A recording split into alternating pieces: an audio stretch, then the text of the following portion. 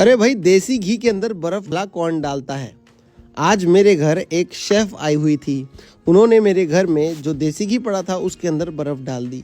मैंने कहा, क्यों तुम मेरे घर की देसी घी को ख़राब कर रही हो। वो बोली, आपने कभी देसी घी के अंदर बर्फ़ डाली है। मैंने कहा, नहीं।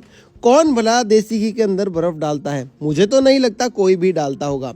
तो वो बोली, सुनो, मैं एक बड़े होटल की शेफ़ हूँ, मैं ऐसे तो तुम्हारे घर की चीज़ ख़राब कर नहीं दूँगी।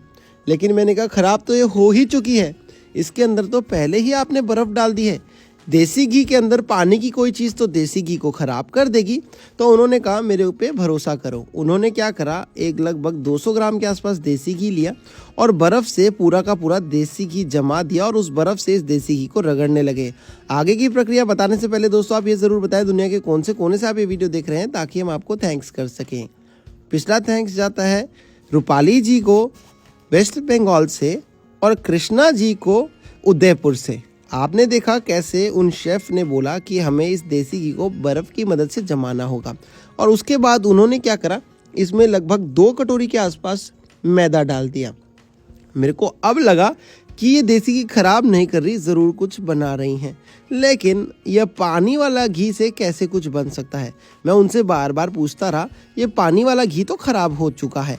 उन्होंने लेकिन उसके बाद इसमें लगभग आधे कप के आसपास दूध डाल दिया। मैंने कहा, मैडम, पहले ही घी ख़राब हो गया है, फिर मैदा डाल दिया है, अब दूध भी ख़राब हो जाएगा, आप तो सब कुछ ख़राब ही कर दोगी। और उन्होंने एक इसको पूरा अच्छे से गूँथ लिया। मैंने कहा, अब तो मुझे लगता है ये गूँथा गया है तो कुछ रोटी बन रही होगी, कुछ पराठा बन रहा होगा। लेकिन ऐसा कुछ भी नहीं हो रहा था दोस्तों। जब लास्ट रिजल्ट देखने को मिला, मुझे यकीन नहीं हुआ कि जमे हुए घी से इस काम में भी हम इसे ले सकते हैं। उन्होंने क्या करा, लगभग आधा लीटर के आसपास इसमें डाल दिया पानी, और ये जो गूथा हुआ आपने देखा था मैदा और घी का पेड़ा था, इसको पानी पानी कर दिया। आधा लीटर के बाद इन्होंने क्या करा, आधा लीटर लगभग और भी डालने की सोची। आधा लीटर डालने के बाद और आधा लीटर डालने के बाद फिर ये सारा का सारी सामग्री एक पतीले में डाल के उन्होंने लगभग पूरे ही बात करूँ तो 1 लीटर पानी डाल दिया और इसको घुमा दिया ऐसे विस्कर की मदद से। घुमाने के बाद एक इसका पेस्ट या फिर मैं कहूँ एक मिक्सचर बन के तैयार हो गया। मैंने कहा, भाई ये क्या हो रहा है, कुछ भी समझ में नहीं आ रहा, बन क्या रहा है।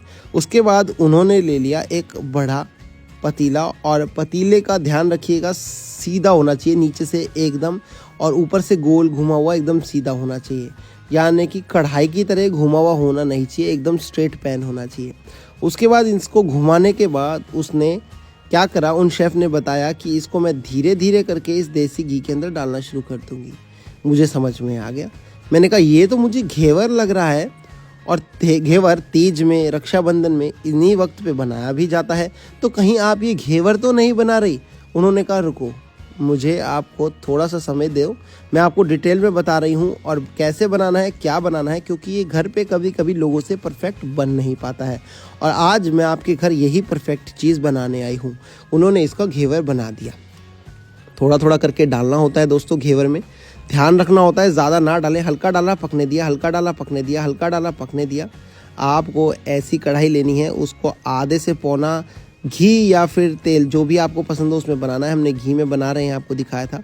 और जैसे ये पक जाए उसके बाद इसकी हल्की हल्की साइड्स छुड़वा के इसको हल्का सा नीचे की तरफ धकेलें, ताकि जो ऊपर की परत है ये भी अच्छे से पक सके, ये कच्ची कहीं ना रह जाए। तो हमने क्या करा है, इसको पकाने के बाद हल्का सा नीचे चला गया है। जब जैसे इसकी साइड छूटी और नीचे झटपट पक जाता है, और उसके बाद इसे बाहर निकाल लीजिए। आपको इसे आसानी से बाहर निकाल के एक ऐसी प्लेट पे रख दीजिए जहाँ इसका नीचे घी अगर एक्स्ट्रा आया हो तो निकलता रहे, कुछ इस तरीके से। उसके बाद एक एक करके उन्होंने ढेर सारे घेवर बनाने शुरू करें। मैंने उनसे कहा, मैडम, मेरे को ऐसे प्लेन घेवर तो अच्छा लगेगा नहीं, ये आप बना क्या रही हो, ये कैसे कर रही हो। वो बोली, पहले मुझे घेवर तो निकालने दो 2-3, उसके बाद बताती हूँ। और उन्होंने एक एक करके कुछ घेवर और निकालने शुरू कर दिए। देखिए कितना ज़बरदस्त घर पे घेवर बन के तैयार हुआ है। मेरे को लगा ये शेफ़ आज कुछ यूनिक और बढ़िया ही करके मानेंगी। इन्होंने एक एक करके ढेर सारे ऐसे घेवर निकालने शुरू कर दिए। मैं आपको दिखा चुका हूँ इसे बनाने की प्रक्रिया क्या है, तो मैं आपको एक साथ दिखा देता हूँ इन्होंने कितने सारे घेवर बना दिए। इन्होंने लगभग 6 घेवर, 8 घेवर, 10 घेवर बना दिए इतने मिश्रण से। लेकिन मैं आपको अभी फटाफट दिखा देता हूँ। ये देखिए, हमारे लगभग 6 के आसपास घेवर बन के निकाल लिए हैं हम लोगों ने। उसके बाद क्या करा, उन्होंने कहा आपको मलाई वाले चाहिए तो इसकी ऊपर की रबड़ी तैयार कर लीजिए, और प्लेन खाने तो खाली चाशनी तैयार कर लीजिए। मैंने कहा नहीं मैडम, आप आई हो इतने बड़े होटल से आई हो तो हमें कुछ अच्छा ही खिलाओ, बढ़िया ही खिलाओ, और जो सबसे बेस्ट क्वालिटी का हो या फिर हमारा फेवरेट हो हमें वो खिलाओ। तो बोलिए आपका फेवरेट क्या है? मैंने बताया मुझे तो रबड़ी वाला अच्छा लगता है। तो उन्होंने लगभग 1.25 लीटर के आसपास दूध डाला, और उसकी रबड़ी बनाने के लिए इसमें साथ ही में जब ये पक के थोड़ा कम हो गया तो 10-1 मिनट के बाद थोड़ा मिल्क पाउडर भी डाल दिया। अब इसको हल्की आंच पे आराम से पकाया है लगभग 15-1 मिनट के पास, और पहले 15 मिनट लगा लीजिए और उसके बाद डाल के भी 15 मिनट लगा लीजिए। हल्की आंच पे पकाया और छुड़वाते रहिए स्पैचुला की मदद से। और उसके बाद दोस्तों इसमें इलायची और चीनी ज़रूर डाल दीजिए ताकि रबड़ी जो है वो खुशबूदार बने। आप चाहें तो केसर भी डाल सकते हैं, नहीं तो ये पकते पकते वैसे भी हल्की पीली हो ही जाती है। और उसके बाद उन्होंने क्या करा, रबड़ी इसकी अच्छे से बना के तैयार कर दी। चीनी डाल दीजिए और उसके बाद ये एकदम ज़बरदस्त बन के तैयार होता है। तो दोस्तों मेरे को बहुत ही अच्छा लगा जब ये तैयार हुआ, और आप अब देख लीजिए कि रबड़ी कितनी अच्छी और गाढ़ी बन गई है। बस रबड़ी को साइड में ठंडा होने छोड़ते हैं और चाशनी तैयार कर लेते हैं, जिसके लिए हमें 1 कटोरी चीनी चाहिए और 1 कटोरी पानी चाहिए था। तो हमारी चाशनी फटाफट पक जाएगी, और पकने के बाद आपको जैसी हल्की गाढ़ी हो जाए गैस बंद करने के बाद हम इसे डाल देंगे हमारे घेवर के ऊपर और फिर रबड़ी लगा देंगे। तो चलिए दोस्तों, हमारी जो चाशनी है वो लगभग पक चुकी है, और आप चाहे तो 1 तार की 2 तार की चाशनी बना सकते हैं। ज़्यादा गाढ़ी करने की बहुत ज़रूरी नहीं है, पर हाँ 1 तार की तो हो ही जाए। गैस कर दीजिए बंद और ये चाशनी को फैला दीजिए घेवर के ऊपर से। ये आपका एकदम बढ़िया तीज का, रक्षाबंधन का, या फिर नॉर्मल भी लोगों को हर मौसम में पसंद आता है घेवर खाना। मुझे तो 12 महीने खिला दीजिए, मैं तो हमेशा खा लूँगा। मेरे को इतना यम्मी लगती है ये मिठाई। और आज प्योर देसी घी में बना के तैयार करा है, तला भी प्योर देसी घी में है, और पहले भी देसी घी में बर्फ़ डाली थी जब आपने स्टार्टिंग में देखा था। तो इसको चाशनी डाल दी हमने अच्छे से।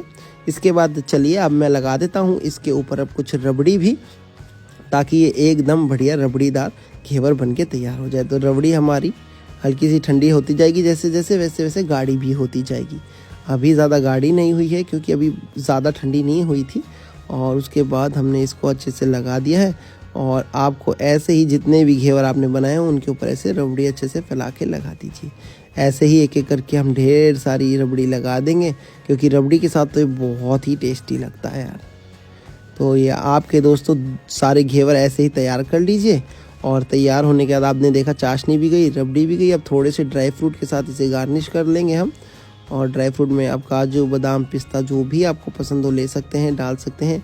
आपको कैसी लग रही है ये घेवर की रेसिपी हमें ज़रूर कमेंट करके बताएं। दुनिया के कौन से कोने से आप ये वीडियो देख रहे हैं वो भी कमेंट करके बताएं, ताकि हम आपको थैंक्स कर सके। दोस्तों मैं चलता हूँ, वीडियो शेयर कर दीजिएगा। धन्यवाद।